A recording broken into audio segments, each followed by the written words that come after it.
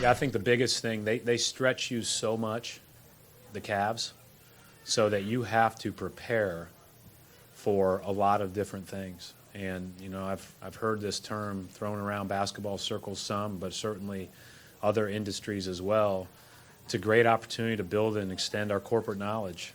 You just think, I mean, it's not about individuals. Obviously, we're going home, so we can care less how well we played at the end of the game. The fact of the matter is, we didn't get no wins, and I mean, it was a good way to, I guess, to end the season. But at the same time, our main focus and our main objective was to get a win tonight, and we failed. So, if playing well is satisfaction to y'all, then y'all can write whatever y'all want to write about that. You know, it was a great first test for our team. We're a young team. We have some vets, but we're a young team together.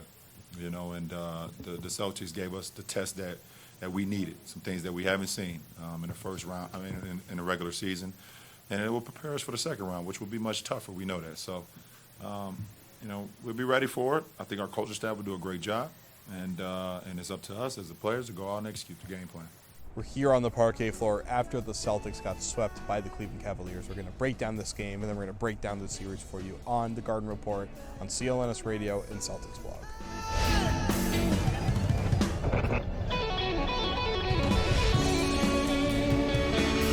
Welcome to the Garden Report, powered by DraftKings. For the first time this year, the final episode of the season that we're powered by DraftKings. Shout out to our sponsors, Peak Organic Brewing, the official beer of the Garden Report, Audible.com, Lynda.com, and the Reach polling app. So we are going to break down what happened in this game. Why did the Celtics lose? Why were they getting absolutely destroyed for the first half of this game? And why did things turn around for them? And then later on, we'll go into this season, into the series, and then eventually the season. So, Julian, we'll start with you here. It was kind of a travesty of a basketball game from the Celtics' perspective until about the middle of the third quarter. Everything turned around after the Jay Crowder injury, with Isaiah Thomas, who was 0 for 10 up to that point, going off. He had 11 points in basically the end of the third quarter, and then continued that into the fourth quarter.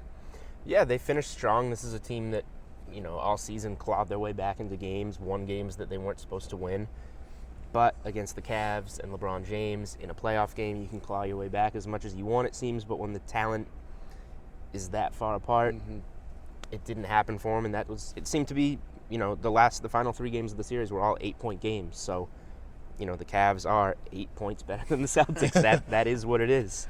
Yeah, I mean, if the Celtics are 8 points worse than the Cavs, I guess they're trending in the right that direction, bad, which right? isn't that bad. But yeah, no, today's game was, yeah, like you said, it was not the greatest, the finest display of basketball for the Celtics for much of the night, which was kind of strange because, I mean, we'll get into all the shenanigans that went down, but while you were watching it kind of had the feel of like, wow, like this is going to be like a game that people are going to remember for a while. This is a big, and then you look at the scoreboard and they're down 21 points. You're like, oh, well, maybe that doesn't really work out. But, I mean, they did come back at the end. They very nearly made it a one-possession game in the final seconds thanks to a little bit of questionable refereeing, but on the Isaiah Thomas. Or lack of refereeing. Lack of refereeing. But, no, I mean, they dug themselves just way too big of a hole tonight. I mean, and against the Cavs, you just can't do that. Nope. Well, shenanigans is probably the only way you could describe it. That was the perfect way to put it. And of all the shenanigans that happened in this game, let's focus on the last one that happened there. Was Isaiah Thomas. LeBron is inbounding the ball. He swipes LeBron from behind while out of bounds, which is a technical foul that for some reason didn't get called. It was pretty blatant, too. Yeah, Celtics forced a turnover, able to get the ball back there. I mean, what do you think of that play, Julian? I mean, obviously the refs blew it there, but was it interesting at least, I guess? It was very interesting, and as you said, the refs blew it. So what are you gonna say? It shouldn't have counted the way that it went. I mean, it was an interesting game all game, and things very out of the ordinary were happening throughout it. So I guess maybe it's the perfect end to the series. Can you put it that way, maybe? Yeah, and I mean, I'm thankful for it because it set up a potential Gigi Datome three-pointer with and that's 13 seconds left. How ridiculous is it that with your entire season on the line, Gigi is the guy that we're going to for this the place? We wouldn't have been able to have the Garden Report if that happened because this building would have literally burned to the ground. But didn't go in. Kyrie gets the free throws on the other end, and and that's how it is. But I mean, it's wild that it was even as close as it was. I know they've said all season that it's so much easier to play when you're up 25 points, especially when you're up 25 points and you have a 3-0 lead in a playoff series. It's easy to let the other team kind of claw back into that. But and when they were out without 2 of their starters at that point too. So Celtics clawed back in, but as the story with this entire series, the Cavs were just that much better. So the Cavs are missing a couple players for a few very different reasons. First off, Kevin Love has his arm ripped out by Kelly Olynyk. Intentional or not, we're not really sure yet. Kevin Love certainly thinks it was intentional. It's hard to tell from the replay, really. Both coaches says it's not in Kelly Olynyk's character to do something intentionally like that. But so Kevin Love, dislocated shoulder, he could be seeing extended time out. We'll see what happens. I would think so. Getting an MRI on Monday, I believe, up in Cleveland. And then after that, Jay Crowder gets shoved by Kendrick Perkins. They get into a fight. Perk gets a flagrant 1. I thought maybe Perk should have been ejected for that since he shoved him first and then slapped him again. But then the slap. Yeah, it's two Slap attacks there. kind of thing he had. Yeah. Two of those plays right in succession. He should have been gone. So Perk got in there, played 4 minutes, hit a guy twice, and that was Four pretty much very it. This was good. 38 seconds. It's a classic Perk play. Took him 38 seconds before he started throwing around the goonery, but and He's it an was active guy. It was weird to see Kendrick Perkins get booed in TD Garden. The Garden, yeah. And he's been beloved every time he's come back, whether it be with the Thunder or when he was here with the Cavs earlier, and the fans were not happy with him today. Well, the fans definitely weren't happy with J.R. Smith. He had the biggest Bush League play of all. Whether or not Olynyk's play was intentional, there's no question that J.R. Smith was intentional. He said he was will trying to claim clear that it is space. not. Yeah, I'll believe that However. one. I mean, J.R. Smith has a great track record for his honesty and his For sure. and his responsibility. But so he took a swing at Jay Crowder. It seemed like he knocked him out cold at first. I mean, Jay took a major hit to the face. I mean, but that then was his he knee hit him. buckled He under hit him hard enough in the face that his knee got hurt on the way down. That's a So heck of a hit. It was a hard hit. But yeah, so Crowder's knee buckled underneath him. We'll see how bad the results are there, but it kind of folded sideways. But so in the end, Isaiah's play doesn't look that bad in perspective. But this series went from kind of like a smoothly running physical series, but really kind of a smoothly run series compared to what else is happening out there. It's like a bloodbath at the end of Game 4, which is pretty shocking. Yeah, and it was all kind of this game we were talking about before. This felt like the longest game ever because all of this stuff, with the exception of Isaiah's little thing at the end, it all happened within the first 26 minutes. Like J.R. Smith got ejected less than 2 minutes into the second half. So all of this was just in like rapid succession, just so much crazy stuff happening. We had another under the radar thing.